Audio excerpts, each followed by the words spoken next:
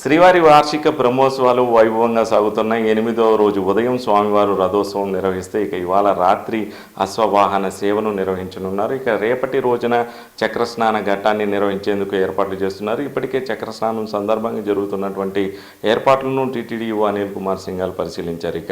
రేపటి రోజు జరగబోయేటటువంటి ఏర్పాట్లు వివరించడానికి మనతో పాటు టీటీడీఓ అనిల్ కుమార్ సింఘాల్ ఉన్నారు. వారిని అడిగి మరిన్ని వివరాలు తెలుసుకునే ప్రయత్నం చేద్దాం.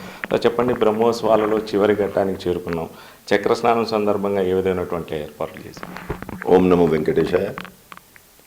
ఇవాళ ఉదయం జిల్లా సూపరింటెండెంట్ ఆఫ్ పోలీసు, అదేవిధంగా మా సివిఎస్ఓ, చీఫ్ ఇంజనీరు, సీనియర్ అధికారులు అందరూ కూడా సైట్ ఇన్స్పెక్షన్స్ చేసుకొని కోఆర్డినేషన్ కమిటీ మీటింగ్ ఏర్పాటు చేసుకొని జరుగుతున్న అరేంజ్మెంట్స్ అన్నీ కూడా డీటెయిల్డ్గా పరిశీలించారు. ముఖ్యంగా రేపు మార్నింగు కొన్ని వేలాది మంది భక్తులు స్వామివారి పుష్కరిణిలో చక్రస్నానం సందర్భంగా స్నానం చేయడానికి సిద్ధంగా ఉంటారు కాబట్టి వారందరికీ కావాల్సిన ఏర్పాట్లు పకడ్బందీగా చేసుకుంటూ ఉన్నాం. మొత్తం కలిపి ఒక 1000 మంది పోలీస్ సిబ్బంది రేపు పుష్కరిణి డ్యూటీలోనే ఉండి వస్తున్నటువంటి భక్తులకు సేవలు అందిస్తారు.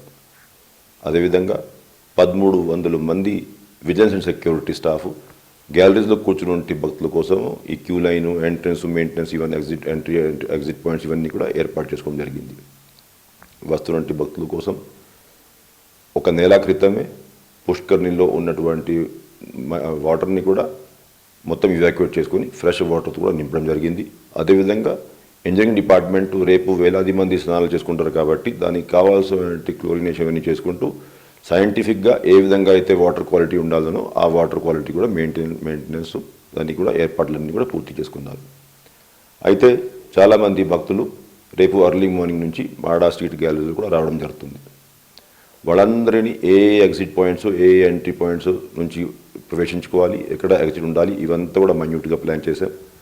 4 మాడా వెందులు కలుపుకుంటే మనం పుష్కరిని 4 సైడ్స్ కలుపుకుంటే ఒక 6 ఎంట్రీ పాయింట్స్ ఐడెంటిఫై చేశాం. ఆ 6 ఎంట్రీ పాయింట్స్లో కూడా పకడ్బందీ బందోబస్తు ఉన్నటువంటి భక్తులు అందరినీ కూడా పుష్కరిని వైపు ప్రవేశం కల్పించే దిశలో ప్లానింగ్ చేయడం జరిగింది. 12 ఎగ్జిట్ పాయింట్స్ ఉంటాయి. అయితే ఉదయం 5:30 ఆ ప్రాంతంలో గ్యాలరీస్లో కూర్చున్నటువంటి భక్తులు పుష్కరిని వైపు ఏదైతే మెట్లు ఉన్నాయి అక్కడ వరకు ప్రవేశం వాళ్ళకి ఫెసిలిటీస్ ఇవన్నీ ఇస్తున్నాం. చాలామంది భక్తులు అంటే దీనికి ఏమైనా ఒక ప్రత్యేకంగా ఒక శుభముహూర్తం ఉంటుంది ఆ ఉద్దేశంతో ఒకేసారి అందరూ కూడా స్నానం చేయడానికి ముందుకు వస్తుంటారు కాబట్టి భక్తులు అందరికీ తెలియజేస్తూ ఉన్నాను, మనవి చేస్తూ ఉన్నాను. అంటే రేపు ఏ టైం అయినా స్నానం చేసుకుంటే అది కూడా మంచి శుభ పరిణామం ఉంటుంది కాబట్టి అందరూ కూడా కంగారు పడి ఫస్ట్ రౌండ్లోనే స్నానం చేసే ప్రయత్నం చేస్తే అందరికీ కొంచెం ఇబ్బంది కలిగే పరిస్థితి ఉంటుంది. అయితే గ్యాలరీస్లో కూర్చున్నటువంటి భక్తులు క్లియర్గా అక్కడ ఉన్నటువంటి శ్రీవారి సేవకులు, అదేవిధంగా విజిలెన్స్ స్టాఫ్ అందరూ కూడా కృషి చేసుకుని వాళ్ళని సమన్వయంతో ఈ పుష్కరిని వైపు పుష్కరిణిలో ఉన్నటువంటి ఆల్ 4 సైడ్స్ ఏదైతే స్టెప్స్ ఉన్నాయో అక్కడికి తీసుకురావడం జరుగుతుంది.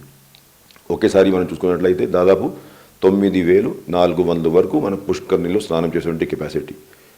ప్రతి సంవత్సరం మనం చూసుకుంటా ఉన్నాము. దాదాపు 3 రౌండ్స్ అయితే కంప్లీట్గా మనం భక్తులతో స్నానం చేసేటువంటి పరిస్థితి ఉంటుంది కాబట్టి ఆఫ్టర్ దాట్ ఫుల్ డే స్నానాలు జరుగుతూ ఉంటాయి. దాన్ని బట్టి మనం ఎంత అయితే 9400 మందికి సరిపోయేటట్లు ఏదైతే చేంజింగ్ రూమ్స్ ఉన్నాయో, కొన్ని ఇప్పటికీ పర్మనెంట్ చేంజింగ్ రూమ్స్ ఉన్నాయి, అది కాకుండా అడిషనల్గా టెంపరీ చేంజింగ్ రూమ్స్ కూడా ఇప్పుడు మనం ఏర్పాటు చేస్తూ ఉన్నాం. అయితే ఇంతమంది భక్తులు పుష్కరిని స్నానం చేస్తున్నప్పుడు ఎవరికి కూడా ఎక్కడ కూడా మిస్ హ్యాపెనింగ్ జరగకూడదనే ఉద్దేశంతో మనం NDRF team, SDRF team, fire department సిబ్బంది, అదేవిధంగా ఫిషరీస్ డిపార్ట్మెంట్ నుంచి కూడా స్విమ్మర్స్, అంటే మొత్తం కలిపి దాదాపు 144 మంది వీళ్ళు కూడా సేవలు అందిస్తూ ఉంటారు. అంటే ఓవరాల్ ఎక్కడా కూడా ఎటువంటి ఇబ్బంది లేకుండా, ఎటువంటి ట్రాజెడీ జరగకుండా ఎప్పటికెప్పుడు కంటిన్యూస్గా మానిటరింగ్ చేసుకుంటూ స్విమ్మర్స్ అక్కడ నిలబడి ఉంటారు, ఎన్డీఆర్ఎఫ్ స్టాఫ్ నిలబడి ఉంటారు, వస్తున్నటువంటి భక్తులు స్నానాలు ఇవన్నీ కూడా కంటిన్యూస్గా మానిటరింగ్ చేస్తూ ఉంటారు కాబట్టి ఎవరికి ఎక్కడ కూడా ఇబ్బంది లేకుండా ఏర్పాట్లన్నీ పూర్తి చేసుకున్నాం. భక్తులు మాడా స్ట్రీట్స్లో ముందుగానే మాడా స్ట్రీట్స్ ఇవన్నీ కూడా పోలీస్ యంత్రాంగం పరిశీలించుకొని మాడా స్ట్రీట్స్లో కూర్చోపెట్టి ఆఫ్టర్ దట్ టైంని బట్టి ఉదయం 5:30 ఆ ప్రాంతంలో పుష్కరిని వైపు స్టెప్స్ తీసుకువచ్చి ఆఫ్టర్ దాట్ ఎప్పుడో అయితే ఈ స్నానాలు ప్రారంభిస్తాం దాన్ని బట్టి భక్తులు అందరూ కూడా పుష్కరినిలోకి ప్రవేశం ఉంటుంది కాబట్టి టీటీడీ ఎప్పటికెప్పుడు ఇచ్చేటువంటి సలహాలు సూచనలు పాటిస్తూ ఎక్కడ కూడా ఇబ్బంది లేకుండా స్వామివారి ఆశీస్సులు పొందాల్సిందిగా విజ్ఞప్తి చేస్తున్నాం.